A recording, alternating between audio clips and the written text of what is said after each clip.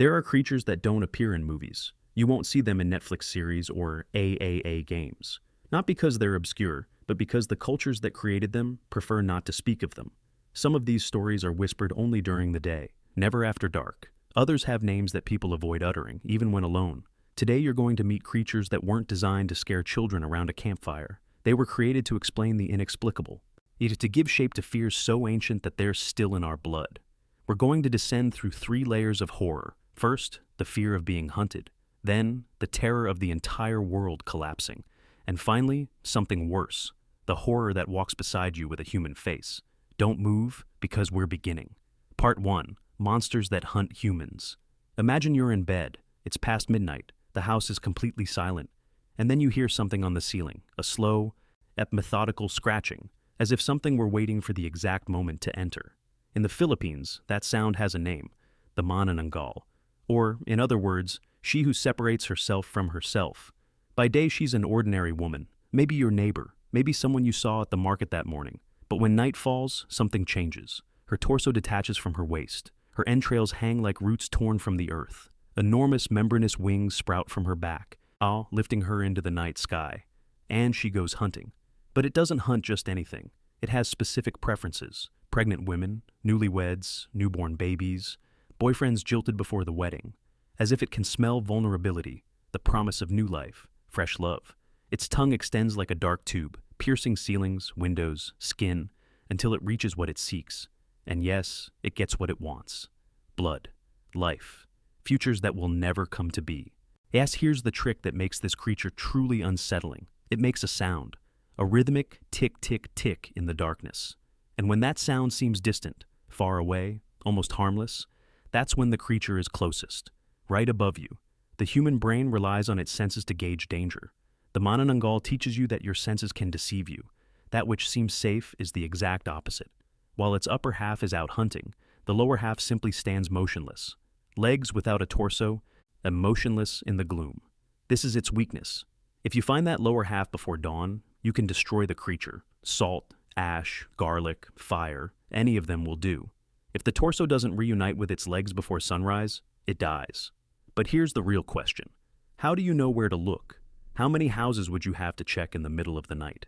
And what if, while you're searching, you hear that ticking sound far, far away? The fear of manananggal is not just the fear of being attacked. It is the fear that home, the place where you sleep, where your family should be safe, is not safe at all. It is the fear that motherhood, that moment of maximum physical vulnerability, is precisely what makes you a target. Let's move on to another kind of hunt. One that doesn't end in a single night. In Venezuela and Colombia, there is a figure who never rests, never sleeps, never forgets. El Silbón. That's the one who whistles in the darkness. But before becoming a monster, he was a son, a spoiled child who got everything he asked for. One day he demanded his father hunt a deer for dinner. The father returned empty-handed, and the boy, unable to bear the disappointment, killed him. He removed the deer's organs and gave them to his mother, saying that his father had brought meat to cook. When she discovered the truth, the family tied him to a post. They whipped him until his skin peeled off. They cleaned his wounds with alcohol, chili, and lemon juice. They gave him a bag containing his father's remains and cursed him to carry them eternally. Then they unleashed 2 starving dogs on him. What emerged from that torture is a skeletal creature nearly 6 meters tall, wandering through the treetops with its sack of bones. And it whistles, constantly. But like the manananggal, the silbón plays with your senses. If its whistle sounds close, you're safe. If you hear it far away, faint, almost imperceptible, it means it's right next to you. Some nights he arrives at a house and drops his sack. Then he begins to count the bones, one by one, all night long. If someone inside the house hears him counting, nothing happens. But if he counts until dawn without being noticed, someone in that house will die, and their bones will be added to the collection. Think about that for a moment.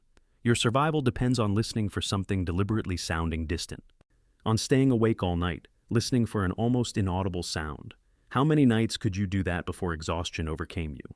El Silbón doesn't just represent the fear of death. He represents the weight of inherited guilt, the impossibility of forgiveness, the punishment that never ends.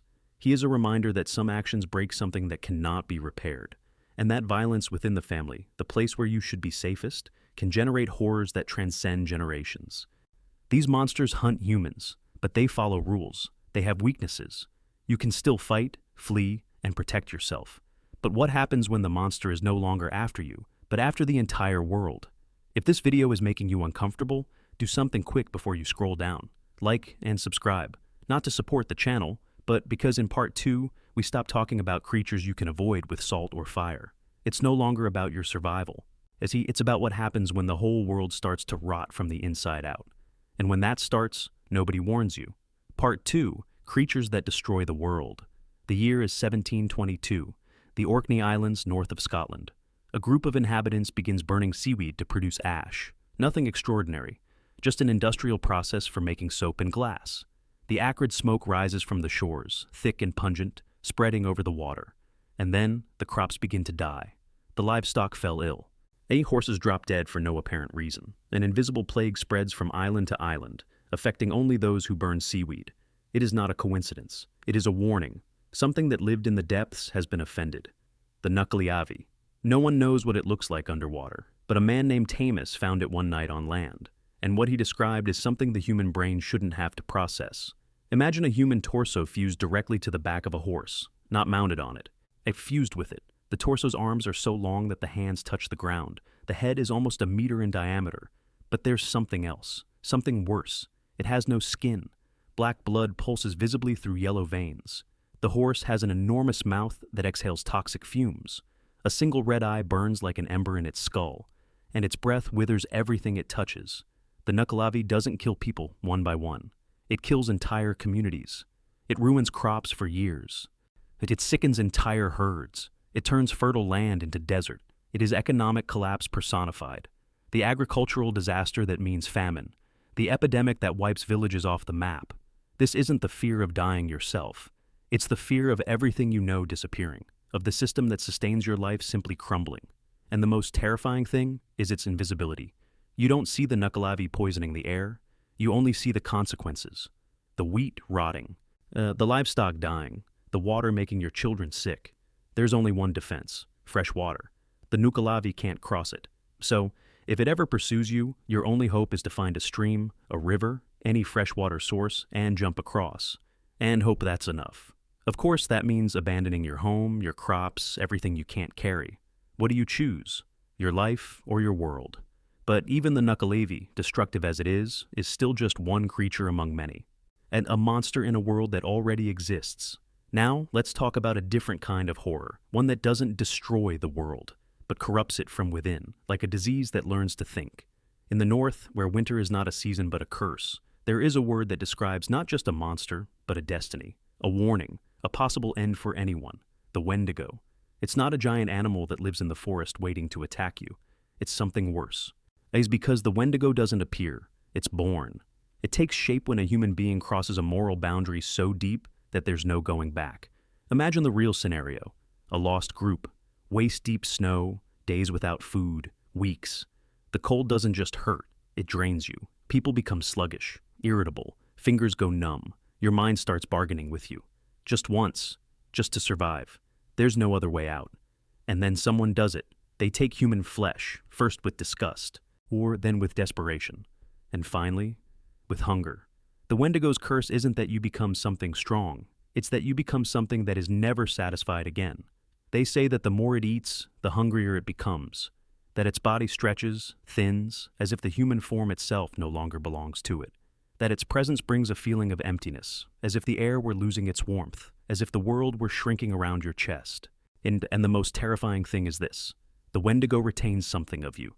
Not a face, not a voice, but your intelligence, your cunning, your memory of what it means to be human. That's why it can mimic. That's why it can lure. That's why it can wait. If the Manananggal teaches you that your senses deceive you, the Wendigo teaches you something even worse: that your mind can betray you. That in extreme conditions, the monster doesn't come from outside. It comes from a decision, from an excuse, as from a need. And then horror ceases to be a creature and becomes a question that no one wants to answer. How far would you go if the alternative was to die? In some versions, it is said that the Wendigo haunts the edges of camps, not to attack suddenly, but to whisper to the weak, to sow paranoia, to push someone to commit an irreversible act, because once you do, you no longer belong to the human world. And that's what makes it truly apocalyptic. It doesn't destroy the world with fire or earthquakes. It destroys it by turning people into hunger, into fear, into predation. A world where the Wendigo exists is a world where civilization is just a thin veneer, and winter can tear it away. These monsters teach you something brutal, that the world can end, and that when it does, sometimes it won't be because of a god or a sea demon or primordial chaos. Sometimes it will be because we, that at the precise moment, made the wrong choice. But there's a kind of horror worse than that, one that doesn't come from hunger or snow. It comes from someone you know. If you've made it this far, like and subscribe, because what's coming doesn't destroy the world. It disguises itself as human. Part 3, the horror that looks like us. During the day he walks among his people. Perhaps he is your neighbor, perhaps a respected elder, perhaps someone you go to when you are sick. He speaks your language, he knows your name, he knows where you live, and when night falls, he puts on the skin of a dead animal and transforms into something that should not exist. In Navajo culture, some people study medicine and magic. They learn about good and evil so they can protect their community. They are healers, spiritual guardians. But some of them take a different path. They learn about evil not to fight it, but to use it. They become sorcerers. And to attain ultimate power, they must cross a line of no return, murdering a close family member, preferably a brother or sister. This act is not an abstract ritual. It is an absolute betrayal, the severing of the most sacred bond that exists. And when they do, they gain the ability to shapeshift. They're called skinwalkers, those who walk in someone else's skin. They can transform into any animal, but they prefer predators, bears, coyotes, wolves, creatures with claws, speed, strength. They make tools from human bones. They create poisons from parts of corpses, and when they take human form, their eyes reflect the gaze of the animal they become. When they take animal form, their eyes look human. This means you can never be sure. That coyote you saw by the side of the road, with eyes that seemed to understand too much, was it just an animal? That person you spoke to yesterday, whose eyes seemed empty, was really human? Skinwalkers don't need to touch you to destroy you. They can read minds. They can control your will. They can sicken you with a thought. They can make you attack those you love without knowing why. And worst of all, they are human. They choose this. It's not a curse. It's not a mistake. It's a conscious decision to use sacred knowledge to cause harm. During the day, they're integrated into the community. They know your routines. They know when you're alone. They know your fears. And at night, when you leave your house and see footprints in the dust that look human but are too spaced out, or too deep, or end abruptly for no reason, it's already too late to run. The fear of skinwalkers is so profound that many Navajo people refuse to speak of them. They don't even utter their name, because there's a belief. Talking about them attracts them. Thinking about them invites them. And if one ever targets you, there's nowhere you can hide, because they know the same safe havens as you do. This isn't the fear of the unknown. It's the fear of the known turning monstrous. It's the fear of betrayal, of someone you trusted choosing to become your worst nightmare. It's the fear that evil isn't an external force, but a human choice. Here's the difference between skinwalkers and all the other creatures in this video. The Manananggal acts on instinct. The Nukalavi responds to offenses. The Wendigo is born when a human crosses the line. But skinwalkers choose. Yet they choose to kill their own family. They choose power over humanity. They choose to become monsters, knowing exactly what they're doing. And that is perhaps the most disturbing truth of all. The most real horror doesn't come from the darkness, the depths of the sea, or primordial chaos. It comes from the person next to you. Who knows your name? Who could have helped you? And who chose not to? These creatures aren't just stories. They're cultural mirrors. Then the Manananggal reflects anxieties about motherhood and domestic vulnerability. El Silbon embodies generational guilt and family violence. The Nukalavi personifies environmental and economic collapse. The Wendigo represents the hunger that corrupts humanity from within. And the skinwalkers remind us that true evil requires human choice. Every culture creates the monsters it needs to explain its deepest fears. And these fears haven't disappeared. They're still here. Now tell me, which of these creatures disturbed you the most, and why? If you made it this far, like and subscribe. And remember, some stories shouldn't be told after dark,